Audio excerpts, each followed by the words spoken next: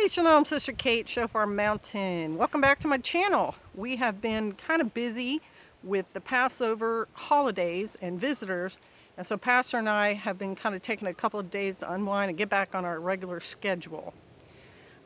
Since I last talked to you all, there have been a few developments online. One of them was Keeping It Dutch did a collaboration, and I thought it was just a really good idea. His channel is close to 100,000. By now, he probably has 100,000 viewers.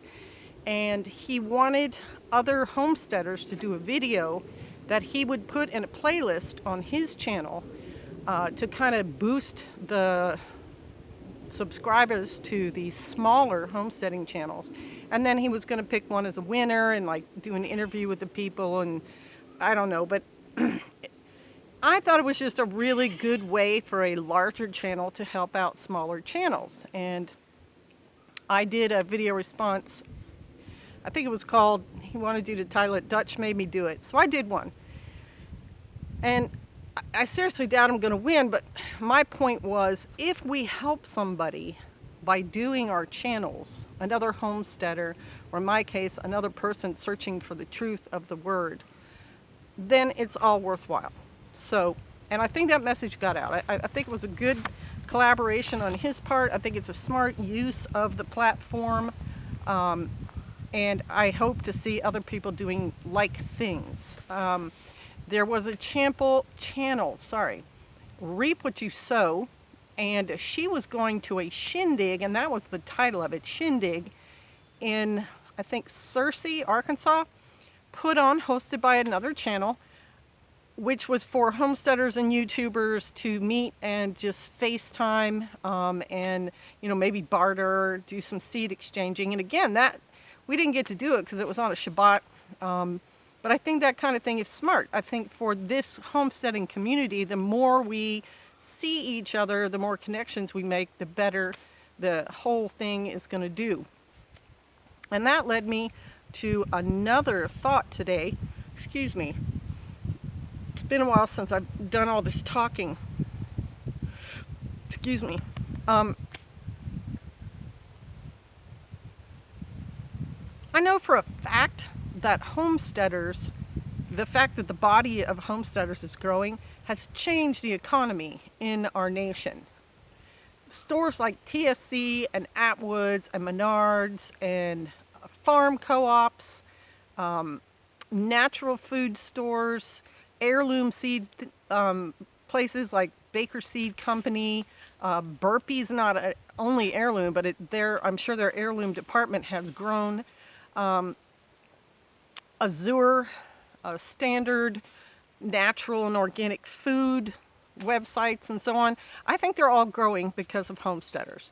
And I think that's a good thing in our economy, that we move away from just your big box stores like Lowe's and China Mart, and that we begin to cause a supply and demand situation going on with farming equipment, animals, gardening equipment and animals, homesteading supplies, natural supplies, organic supplies.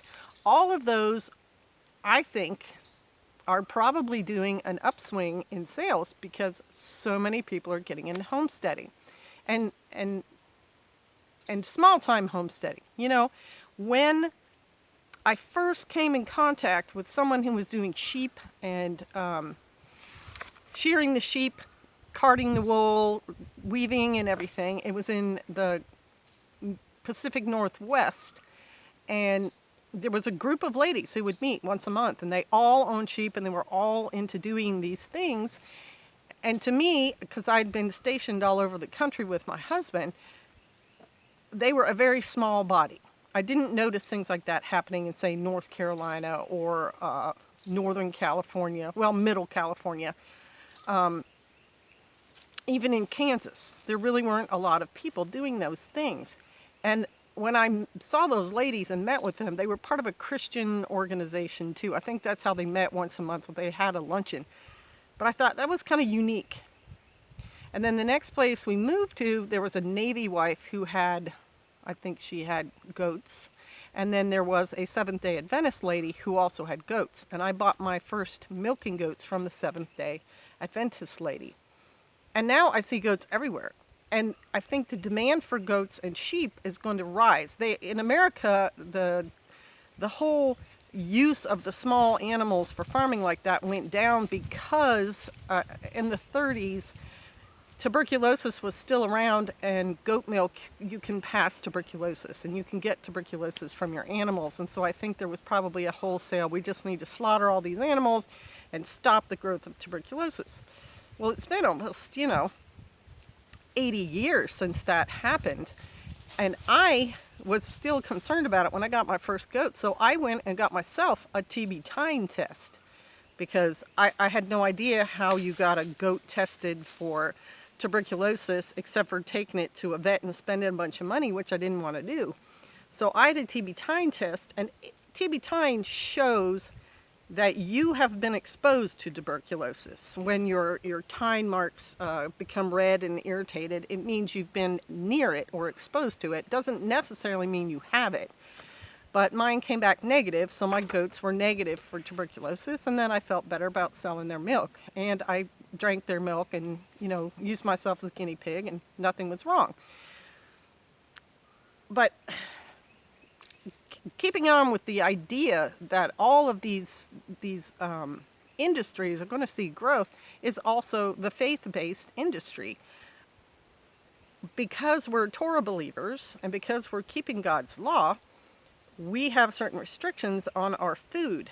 And so people who are of this faith belief system are going to be needing more of the clean foods and will not be able to eat as many as the unclean foods, like catfish. We're not allowed to eat catfish or eel or shrimp. And so I think sheep breeders, goat breeders are going to see an increase in demand for what they've got.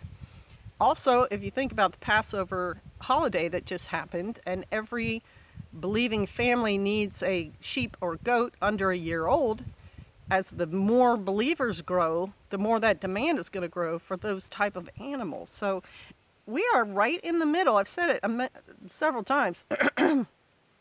We are right in the middle of a historic happening with the rise of the faith, with the rise of the green movement, and with the rise of the homesteading movement. And changes will come to our society because of it. And I also told you in another video on YouTube and the effect it has, 70% of the people who watch YouTube think our societal norms are being driven by YouTube and the channels and the people on it. So we're right in the middle of that wave, and I just think that's very interesting to think about. And it goes back to, as a homesteader, you want to connect with other homesteaders. I think it's better for you to connect to homesteaders in your area because it's going to be easier for you to do your selling and buying and trading and seed exchange and everything with people in your area. I'm not saying you shouldn't try to have a national homesteading convention. Sure, you should, but I think each state and even smaller, maybe regions of a state, should start having some kind of homesteading or farmers market or bartering convention, weekend, meetings, events. I really do. I'm kind of going back to the village market, or say the village market that had a specialty theme, like the wine, what do you call it? Oh, we have apple days here, like wine days or pickle days or cucumber days or, herb days. I think we should go back to that. I really do. And I think it's going to happen naturally because as people produce, they're going to want to be able to sell or exchange what they're producing. And people like us are the kind of people who are going to want to buy it or barter it or whatever. So I hope that's been something that'll get you thinking. And I do have a couple more videos I'm going to be doing. So hope to see you next time. Shalom.